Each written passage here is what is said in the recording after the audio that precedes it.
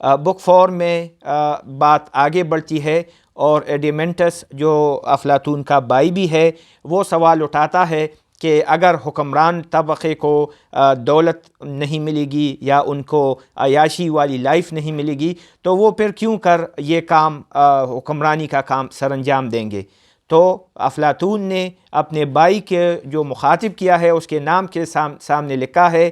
منی لونگ ایڈیمنٹس ask, یعنی کہ وہ شاید دولت کو پسند کرنے والا تھا. تو سقراط اسے جواب یوں دیتا ہے کہ مثال کے طور سے اگر ہم ایک اسٹیچو بنا رہے ہیں، ایک مجسمہ بنا رہے ہیں اور اس کی آنکھیں تراش رہے ہیں تو ہم اس کی آنکھوں کو جو ہے وہ کالا رکھیں گے، لیکن بہترین رنگ تو شاید اس میں پرپل ہے، لیکن ہم اس کو پرپل آنکھیں اس لیے نہیں دیں گے کہ پھر لوگ اس کو ہنسی مذاق اڑائیں گے. تو اسی طرح سے وہ اس کو مطمئن کرنے کی کوشش کرتا ہے کہ حکمرانوں کے لیے پرپل یا اچھی چیزوں کا ہونا ضروری نہیں ہے، بلکہ ان کے لیے آنر اور دیگر لوازمات سے ان کو خوش رکھا جا سکتا ہے. اس میں سقراط یہ بھی کہتا ہے کہ اسٹیٹ میں کوئی پیسے کی ریل پیل نہیں ہوگی، اور وہ جواز میں یہ ایک آرٹسٹ کی مثال دیتا ہے کہ ایک پاٹر ہے کچھ چیزیں بنا رہا ہے، تو اگر وہ امیر ہو جائے گا تو پھر اس کے آرٹ میں وہ پین نہیں رہے گا، اور دوسری طرف کہتا ہے کہ اگر وہ بالکل غریب ہو جائے گا تو وہ پھر بھی اپنا آرٹ جو ہے وہ جاری نہیں رکھ سکتا. تو وہ یہ سمجھتا ہے کہ بہت زیادہ دولت اور انتہائی غربت دونوں جو ہیں یہ ٹھیک چیزیں نہیں ہیں. اسی بک 4 میں وہ اپنے اسٹیٹ کا جو ہے وہ سائز بھی بتاتا ہے اور کہتا ہے کہ یہ اتنا بڑا نہ ہو بلکہ مینیجبل سائز کا ہو. ایگزیکٹلی نہیں بتاتا کہ کتنی پاپولیشن ہونی چاہیے یا کتنے اس کا ایریا ہونا چاہیے، لیکن کہتا ہے کہ یہ مینیجبل سائز میں ہونا چاہیے. بک 4 میں یہ جو اینشینٹ کمیونزم یا جو آئیڈیل کمیونزم کی مثال دیتا ہے اور کہتا ہے کہ guardians will share each and everything including children and wives, اور پھر اگلے چیپٹر میں اس کی پر بھرپور وضاحت کرتا ہے. اسی کے ساتھ جو ہے اس کا جو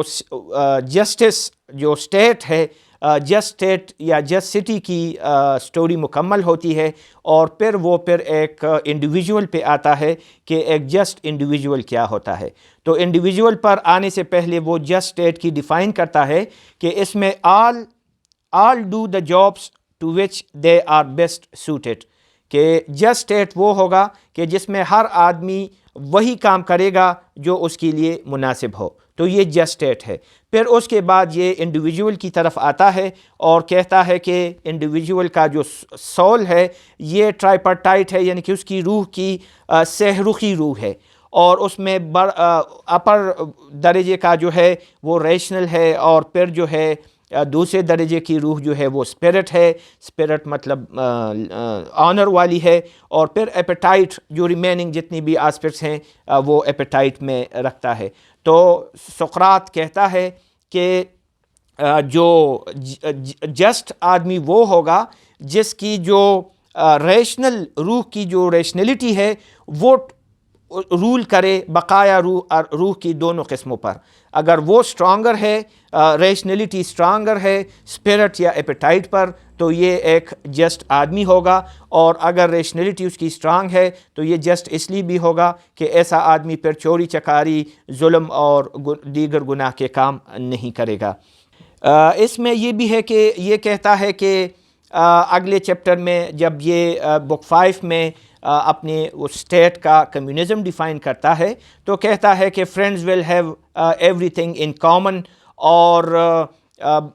بیویاں بچے کامن ہوں گے. شاید اس نے ایج 25 سے 55 تک مردوں کے لیے رکھا ہے، اور 20 سے 40 جو مدرز ہوں گی ان کی ایج اس میں ہوں گے، اور جب یہ بچے پیدا ہوں گے تو یہ ان سے لے لیے جائیں گے اور اسٹیٹ ہی ان کی پرورش کرے گی. ہاں اس میں اگر انکیوریبل بچے ہیں جن کو کوئی ایسی بیماری ہے تو اس کو جو ہے تلف کیا جائے گا یا اس کو زندہ رہنے کا حق نہیں دیا جائے گا. ایسے میں اس سوسائٹی میں ایسے ہوگا کہ ینگ بچے جو ہیں وہ بڑے بزرگوں کو اپنا پیرنٹس تسلیم کریں گے، اور دوسری طرف